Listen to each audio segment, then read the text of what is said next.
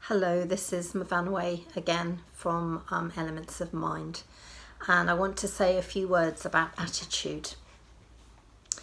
My associates and I, Elements of Mind, have identified that with individuals and companies where the attitude is positive, there is an enhanced opportunity for people to achieve more, get more out of their day, be comfortable and happy in their lives and in their workplace.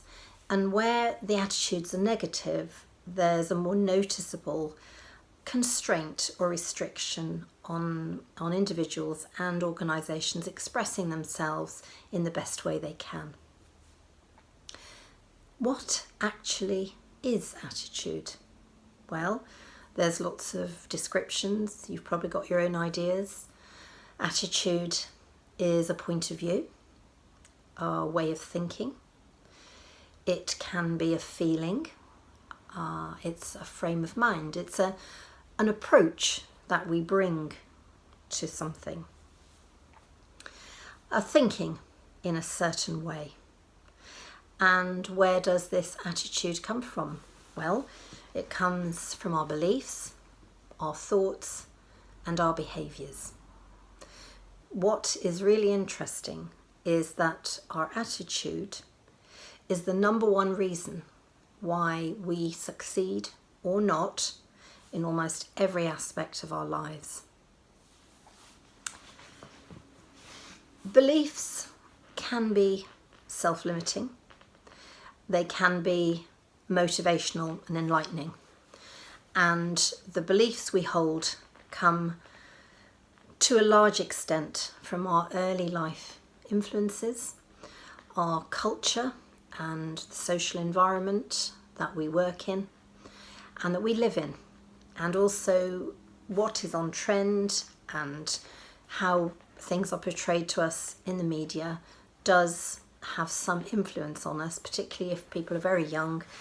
They will have attitude which may be different to somebody who's almost making it to 100.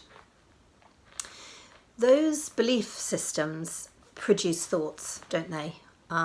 We're aware of that.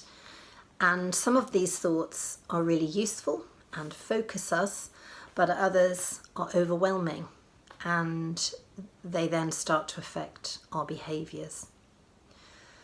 When they start to affect our behaviours, we can relate to this happening to us.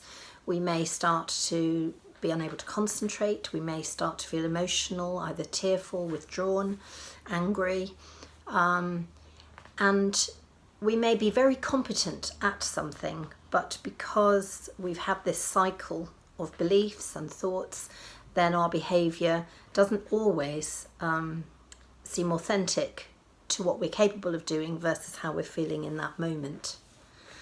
So really, this can be our biggest ally or our greatest saboteur, attitude. And unfortunately, whether we like to think this or not, we are all judged to some degree by our attitude, by our behaviour usually, and how we express it, the words we choose to use. And we do also judge other people on our attitude. And also very often our attitudes, because they're embedded when we're very young, we can go through life not really thinking about them too much, and we can perpetuate our tendencies or have a belief that seems so rigid that it's either right or wrong.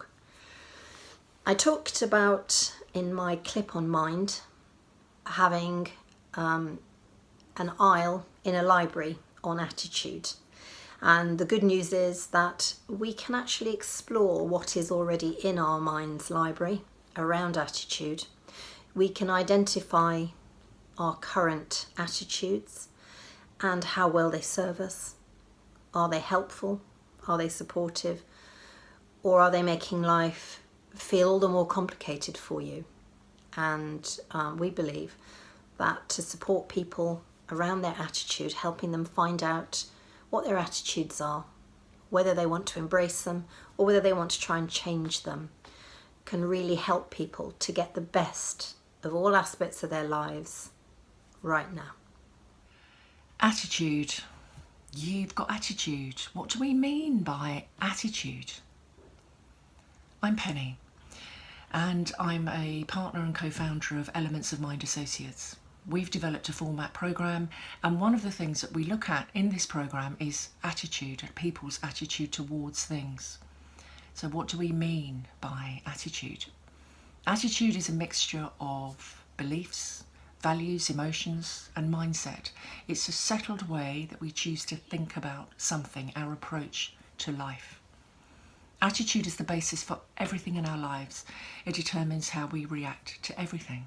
People, situations, challenges, and the way you conduct yourself towards these things. Now, Zig Ziglar quoted, "Your attitude, not your aptitude, will determine your altitude." I like that. Attitude provides meaning for life. Attitudes can help you organise and structure your experiences. And our attitude has a very powerful influence over the way we behave and the way we think about things.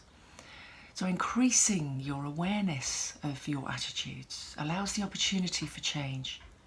It promotes inclusion and belonging and invites us to be more accepting of life and our life differences.